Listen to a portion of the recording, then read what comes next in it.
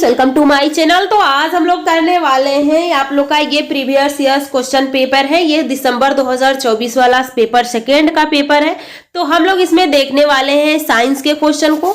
तो कुछ क्वेश्चन हम लोग देख चुके हैं, तो वो वीडियो आप लोग नहीं देखे हैं तो जरूर देखिएगा। और ये आप लोग का पेपर है, अब देख सकते हैं सबसे पहले आप लोग का सीडीपी पूछा जाता है, उसके बाद आप लोग का मैथ रहता है, उसके बाद साइंस रहता है, फिर हिंदी और आपका संस्कृत रहता है। संस्कृत अगर आप पेपर फर्स्ट में हिंदी चुने हैं और सेकेंड में संस्कृत चुने हैं तो आपको संस्कृत का अलग से पेपर मिलता है। तो चलिए हम लोग स्टार्ट करेंगे। हम लोग साइंस के क्वेश्चन देख रहे थे, तो ये हम लोग का मैथ का क्वेश्चन है। तो हम लोग साइंस पे चलते हैं। साइंस का कुछ क्वेश्चन कंप्लीट कर चुके थे, तो आप लोगों क्लास नहीं देखे हैं तो जरूर देखिएगा। ये सारे क्वेश्चन हम लोग कर लिए हैं और बिल्कुल उसको समझते हुए किए हैं, तो वो क्लास आप लोग जरूर देखिएगा। आज हम लोग को करना है क्वेश्चन, ये भी हम लोग कर चुके थे। तो कम से कम लग रहा है हम लोग का 10 क्वेश्चन बाकी था। उन 10 क्वेश्चन को देखेंगे, उसके बाद हम लोग नेक्स्ट पेपर को स्टार्ट करेंगे। तो चलिए हम लोग को यहाँ से करना था। तो यहाँ पे आप लोग से पूछा गया है, यहाँ पे देखिए पूछा गया है, निम्नलिखित सूचना के आधार पर उन पदार्थों की पहचान कीजिए जो जलने पर ज्वाला देते हैं। यहाँ पे देखिए आप लोग को बताना है कि कौन सा ऐसे इसमें से, जैसे लिक्विड है, सॉलिड है, यानी ठोस, द्रव, गैस है, इसमें से कौन जलेगा तो यानी ज्वाला देगा, कौन जलेगा तो ज्वाला नहीं देगा। तो इसमें से आपको बताना, on the basis of the following information identify the substance which give flame और बर्निंग। तो देखिए यहाँ पे आपको सब्सटेंस दिया है, स्टेट दिया है, उसके बाद यहाँ पे आप लोग जलने पर वाष्प बनता है उसको दिया है। तो आप यहाँ पे आप देख सकते हैं कि देखिए अगर ठोस है तो जलने पर वाष्प बनता है। तो अगर पूछा गया है कि ठोस है तो जलेगा तो वाष्प बनेगा, तो ये कहा गया है नहीं। द्रव जलेगा तो वाष्प बनेगा, तो ये कहा गया है हाँ। अगर ठोस जला तो वाष्प बना, तो हाँ। फिर डी कह रहा है कि अगर तरल है, जैसे कि तरल कोई पदार्थ है और वो जल रहा है तो वाष्प बनेगा, तो ये कह रहा है नहीं बनेगा। तो आप बताइए कि ठोस अगर ठोस पदार्थ हम कोई जलाते हैं, जैसे कि हमने लकड़ी जलाया, कोयला जलाया, तो उससे क्या जलने के बाद वाष्प बनता है, तो ये आप लोग को बताना है। तो यहाँ पे देखिए नहीं बनता है, पर यहाँ पे क्या कह दिया है, यहाँ पे देखिए यानी ठोस जब कोई जलता है तो वाष्प बन के ऊपर जाता है, जलने के बाद वाष्प बनता है, ऊपर जाता है। तो ये कह रहा है नहीं बनता है लेकिन बनता है, तो ये तो गलत हुआ। उसके बाद देखिए द्रव है, अगर द्रव जल रहा है तो जलने पे वाष्प बनेगा, तो ये कह रहा है कि ये बताइए कि द्रव जलने पर वाष्प बनेगा, तो हाँ बनेगा। तो ये बी आपका सही हुआ। अब देखिए बी कहाँ पे, यहाँ पे बी नहीं है, गलत, ये बी नहीं है। कभी कभी हमें ऑप्शन को भी एलिमिनेट करना होगा कि कौन सा ऑप्शन, जब आप क्वेश्चन सॉल्व करते हैं तो आपको ऑप्शन पे भी ध्यान होना चाहिए। अब हमारे पास 2 ऑप्शन बच गया है, 2 ऑप्शन में से ए ऑप्शन नहीं पहले ही हमने देख लिया, तो अब हमारे ऑप्शन 1 बचा है और वही हम लोग का सही हो जाएगा। यानी ठोस जलेगा तो जलने पर वाष्प बनता है, फिर यहाँ पे द्रव तरल है और यहाँ पे वाष्प नहीं बनता है, तो सही ऑप्शन आपका हो जाएगा बी और सी। क्योंकि देखिए इसी को बस घुमा के पूछा, जैसे यहाँ पे ठोस दिया है, यहाँ पे कह रहा है वाष्प नहीं बनेगा, लेकिन सी में ठोस है और कह रहा है कि बनेगा, तो ये वाला सही होगा। यहाँ पे द्रव है और कह रहा है कि वाष्प बनेगा, तो हाँ बनेगा, लेकिन यहीं पे द्रव तरल है और कह रहा है कि वाष्प नहीं बनेगा, तो ये भी गलत हुआ। तो हमारे सामने सी और यानी आप लोग के सामने बी और सी आया है और हमारे 4 ऑप्शन में ये ऑप्शन दिया हुआ है, तो ये सही हो जाएगा। अगला क्वेश्चन देखिए आप लोग का रीजन से दिया है, यानी आपके कथन और तर्क से दिया है। तो देखिए यहाँ पे दिया गया है कि सिराओं की तुलना में धमनियों में मोटी तथा प्रत्यास्थ भित्तियां होती हैं। सिराओं की तुलना में धमनियां में रक्त प्रवाह का दाब कम होता है, ये बिल्कुल गलत है। आप लोगों ने साइंस पढ़े होंगे तो वहां पे धमनी और सिरा के बारे में आप पढ़े होंगे। तो सिरा में प्रेशर कम होता है, जिसमें वाल होते हैं, ये हमारे, आप अगर अपना हाथ में देखेंगे तो ऊपर आपके हाथ में नीले नीले कलर की कुछ पेशियां दिखेंगी, वही है आप लोग की सिरा। उसके बाद धमनियां दिखती नहीं है, धमनियां अंदर होती हैं और धमनियां में ब्लड का प्रेशर बहुत हाई होता है। अगर धमनियां कट जाती है तो इतना आसानी से ब्लड नहीं रुकता है, लेकिन सिरा कटा तो उसमें ब्लड रुक जाता है। जब इंजेक्शन लगता है तो 2 टाइप का लगता है, एक तो आप लोग के सिरा में लगता है और एक आपके मांसपेशियों में लगता है। तो ये पूछ रहा है कि सिराओं की तुलना में धमनियां की मोटी और प्रत्यास्थ भित्तियां होती हैं। तो यहाँ पे कहा गया है कि बताइए कि क्या ये सही है या व्याख्या कर रहा है कि नहीं कर रहा है। तो देखिए यहाँ पे तो ये तो बात सही कर रहे हैं, सिराओं की तुलना में धमनियों में जब प्रेशर, आप ही बताइए, जब किसी चीज को हम प्रेशर से भेजते हैं तो उसकी दीवार मोटी होनी चाहिए, तो धमनी की दीवार मोटी होती है, धमनियों में वाल नहीं होता है, इसमें ब्लड का प्रेशर बहुत तेजी से जाता है। तो ऑप्शन ए सही है। तो यहाँ पे आप देख सकते हैं कि आपका क्या दिया है, ए सही है परंतु आर गलत है, यानी आपका 4 ऑप्शन सही हो गया। अगला क्वेश्चन देखिए, अगला क्वेश्चन क्या दिया हुआ है आपके यहाँ पे, उत्प्लावन बल से क्वेश्चन पूछा गया है। तो देखिए इसमें, द्रव में डूबे निमज्जित बिंब पर उत्प्लावन बल कार्य करता है। अगर ये वस्तु है, अगर हमने इस वस्तु को, ये समझिए पानी है, तो हमने जब इस वस्तु को इसमें डालते हैं तो इधर से एक बल लगता है जो कि उत्प्लावन बल होता है, और यहाँ पे गुरुत्वाकर्षण बल इसको अंदर की तरफ खींचता है।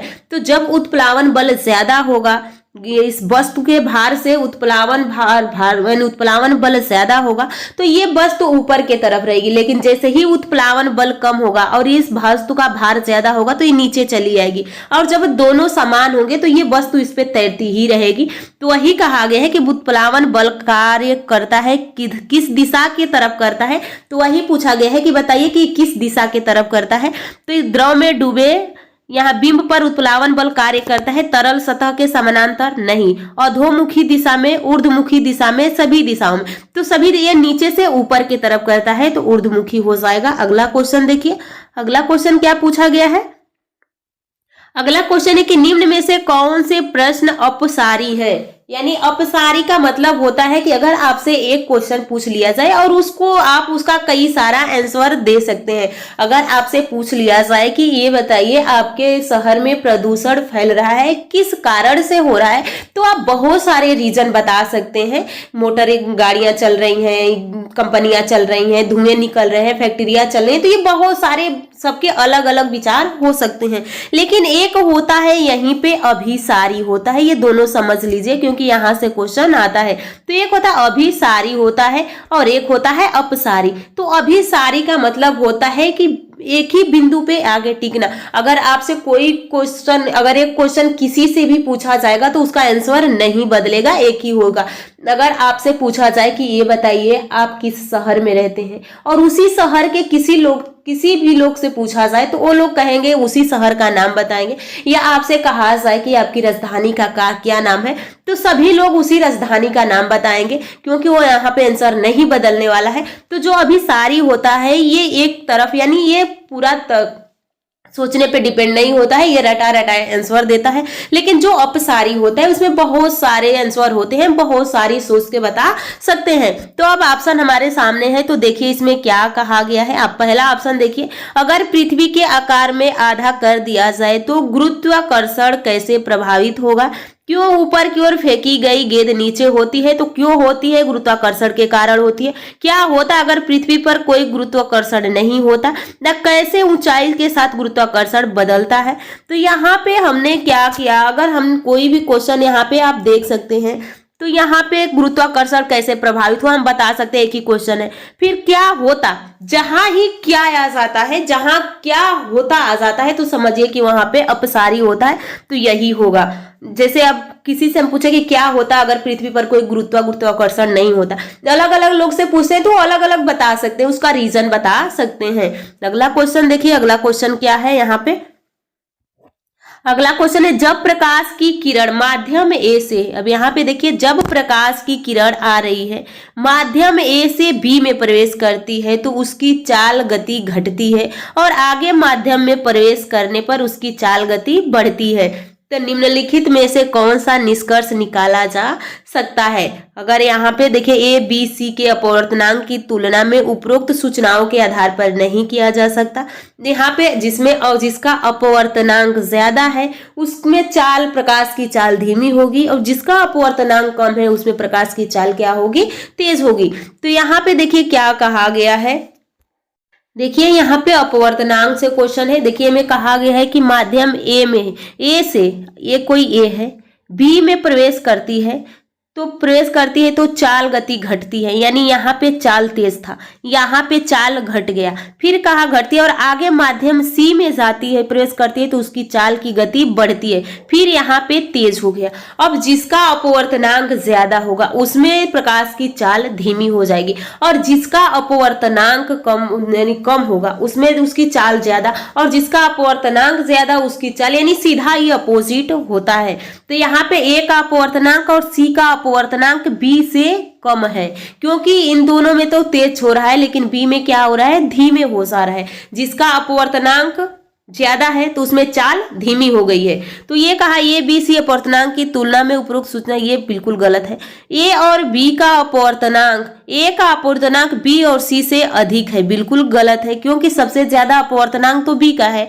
ए का अपवर्तनांक बी से कम परंतु सी के समान है। ए और सी के अपवर्तनांक बी से कम है, ये बिल्कुल सही कहा गया है, क्योंकि इन दोनों का अपवर्तनांक बी से क्या है, कम है। आगे देखिए अगला question, which of the following statement is correct, यानी यहाँ पे आपको सही चुनना है।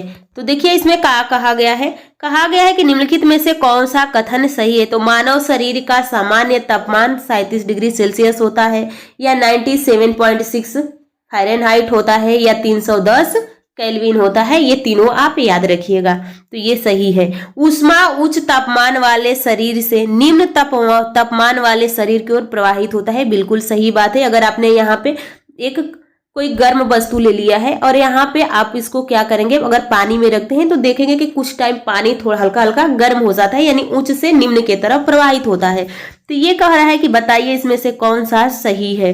तो S1 और S2 में पूछा गया है, तो इसमें आप लोग का सही हो जाएगा दोनों अवलोकन, यानी दोनों अनुमान है। तो यहाँ पे देखिए आपका सही आंसर हो जाएगा ऑप्शन यहाँ पे 3 हो जाएगा। S1 और S2 दोनों अनुमान है, यानी ये भी सही है, ये भी सही है। अगला क्वेश्चन देखिए, अगला क्वेश्चन ये आप लोग का केमिस्ट्री से है और ध्यान से इसको आपको सॉल्व करना है।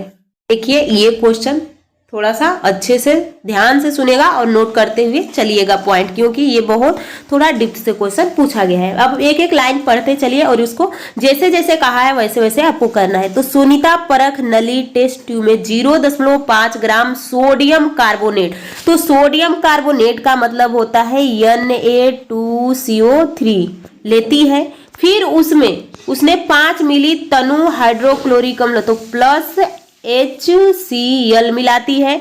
तो जब HCl मिलाती है तो ये रिएक्शन करेगा, तो ये NaCl प्लस बनेगा, यहाँ पे आप लोग का बन जाएगा जल बनेगा, यानी H2O बनेगा। उसके बाद यहाँ से कार्बन डाइऑक्साइड गैस निकलेगा। तो इतना तो पहली जो ए में किया गया है सुनीता कर रही है इतना। अब इसको आप नोट कीजिए अपने कॉपी में, फिर हम लोग दूसरा को समझते हैं। वह उपरोक्त अभिक्रिया के उत्पन्न गैस को, अब यहाँ पे गैस कार्बन डाइऑक्साइड गैस निकला है, तो देखिए उपरोक्त अभिक्रिया को कार्बन डाइऑक्साइड गैस, तो यहाँ को कार्बन डाइऑक्साइड गैस को चूने के पानी में, तो Ca यहाँ पे हो जाएगा आपका, चूने का पानी होता है CaOH2 होता है, इसको CO2 से रिएक्शन कराई। तो जब इसको रिएक्शन कराई, देखिए अब इसको थोड़ा सा हम लोग रफ कर रहे हैं, देखिए यहाँ पे। अब दूसरा हम लोग देख रहे हैं, पहला अगर आप नोट किए हैं तो आप ध्यान से देखिए। अब दूसरा में हमने क्या किया, कहा गया है यहाँ पे कि चूने का पानी लीजिए, तो चूने का पानी CaOH2 होता है, प्लस हम इसके साथ मिलाएंगे CO2, क्योंकि कहा गया है यहाँ पे कि जो इससे उपरोक्त अभिक्रिया से उत्पन्न गैस, उसके बाद इसके बाद क्या कहा गया है, फिर देखिए को पानी के माध्यम से, प्लस यहाँ पे H2O लेंगे, H2O लेंगे, यानी इसको हमको पानी के माध्यम से गुजारना है, यानी कहा गया कि पानी के माध्यम से। तो ये तो हो गया आप लोग का चूना का पानी हो गया, यहाँ पे देखिए यहाँ पे हो गया, यहाँ पे CaOH2, उसके बाद प्लस कार्बन डाइऑक्साइड। अब इससे क्या बनेगा, तो इससे बनेगा आप लोग का CaCO3, उसके बाद यहीं पे बन जाएगा प्लस H2O बनेगा। तो यानी ये रिएक्शन के जैसे कैल्शियम, यहाँ पे कैल्शियम कार्बन डाइऑक्साइड से अभिक्रिया कर लिया और यहाँ से जल को बाहर निकाल दिया। तो अब देखिए जो रिएक्शन आपको पहले में बताया गया था और फिर ये रिएक्शन, दोनों रिएक्शन किस ऑप्शन में मिल रहा है वही आपका आंसर हो जाएगा। तो यहाँ पे पहले ही देखिए सोडियम हाइड्रोक्साइड है, तो ये गलत हो गया। फिर बी में, इसमें ए में देखिए इसमें भी सोडियम कार्बोनेट है, तो उसके बाद यहाँ पे सी में भी सोडियम कार्बोनेट है और चौथा भी गलत हो गया। 2 ऑप्शन आपके पास बचा। अब इसमें देखिए हमने इसमें क्या कहा गया, यहाँ पे देखिए सोडियम कार्बोनेट लेती है, तो यहाँ पे थोड़ा सा हम बड़ा करें इसको, देखिए यहाँ पे देखिए, यहाँ पे कहा गया कि सोडियम कार्बोनेट लेती है, तो Na2CO3 सोडियम कार्बोनेट है, प्लस उसमें HCl मिलाती है तो प्लस HCl मिलाया गया है, तो इससे रिएक्शन करके NaCl H2O और CO2 बना। तो अब ये कार्बन डाइऑक्साइड बन गया। अब इस गैस को हमें रिएक्शन कराना है चूने पानी के माध्यम से, तो ये चूना का पानी होता है CaOH2, फिर कार्बन डाइऑक्साइड हमने गैस लिया, और जब ऐसे लिया तो यहाँ पे कैल्शियम कार्बोनेट बना और जल बना, तो हमारा ऑप्शन 3 सही हो जाएगा। तो ये क्वेश्चन आप लोग का केमिस्ट्री से है और ये रिएक्शन आपको पता होनी चाहिए। अगर आप केमिस्ट्री में ये सब आपको पता है तभी इस क्वेश्चन को आप सॉल्व कर पाएंगे। चलिए अगला क्वेश्चन हम देखते हैं। अगला क्वेश्चन क्या है? अगला क्वेश्चन है कि निम्नलिखित में से कौन सा कथन, ये आप लोग का पेडागोजी वाला क्वेश्चन है, विज्ञान की प्रकृति के बारे में सही है। तो वैज्ञानिक विचार सांस्कृतिक संदर्भ द्वारा प्रभावित नहीं होते हैं, कोई एकल वैज्ञानिक विधि पद्धति नहीं है। तो यहाँ पे आपका सही हो जाएगा। यहाँ पे देखिए आपका सही होगा ऑप्शन 4, यानी ये गलत है पर भी सही है। अगला क्वेश्चन देखिए, जब बर्फ 0 डिग्री सेल्सियस पर पिघलता है तो उसका तापमान क्या होता है? पहले घटता है फिर समान रहता है, बढ़ता है घटता है समान रहता है। तो यहाँ पे आपका सही आंसर हो जाएगा, पहले घटता है और फिर समान रहता है, तो सही ऑप्शन ए हो जाएगा। अगला क्वेश्चन देखिए, अगला क्वेश्चन क्या पूछा गया है? देखिए अगला क्वेश्चन है यहाँ पे, ये भी आप लोग का पेडागोजी से ही है। तो सभी आय वर्ग के बच्चों की विभिन्न धारणाएं होती हैं जो कि विज्ञान अवधारणाओं से भिन्न हो सकती है। निम्नलिखित में से इन धारणाओं के संबंध में कौन सा कथन सही है? तो ये धारणाएं सामान्यतः स्थिर होती हैं, ये प्रक्षेपित अनुपालनीय परिघटना के कारण बनती है, ये समान विकास क्रम प्रतिरूप का पालन करती है, उन्हें सरलता से परिवर्तित किया जा सकता है, ये प्रायः प्रभाव क्षेत्र डोमेन विशिष्ट होती है। तो यहाँ पे आपका सही हो जाएगा, यहाँ पे A, B, C और E। अगला क्वेश्चन और आज का लास्ट क्वेश्चन है साइंस का, इस चैप्टर यानी इस पेपर का। तो देखिए यहाँ पे कहा गया है कि विज्ञान नियम सामान्यीकरण कथन है जबकि सिद्धांत व्याख्या है। नियम बहुत पुराने हैं और संदर्भित समकालीन है, नियम बदले नहीं जा सकते जबकि सिद्धांत परिवर्तनीय के अधीन है। तो यहाँ पे सही आंसर आपका 2 हो जाएगा, A सही, S1 सही है पर S2 और S3 गलत है। अगला क्वेश्चन ये आप लोग का कंप्लीट होता है, जो आप लोग के सीटेट 2024 का पेपर है ये साइंस का कंप्लीट होता है। नेक्स्ट में इसमें हम लोग देख लेंगे सीडीपी के भी क्वेश्चन को, और आप लोग की साइंस की थ्योरी की क्लासेस चल रही है एनसीईआरटी की, तो आप लोग वो क्लास जरूर देखिए। तो आप लोग कमेंट करके जरूर बताइएगा कि क्लास कैसा आपको लगा और आपके कितने क्वेश्चन इसमें से सही हुए हैं।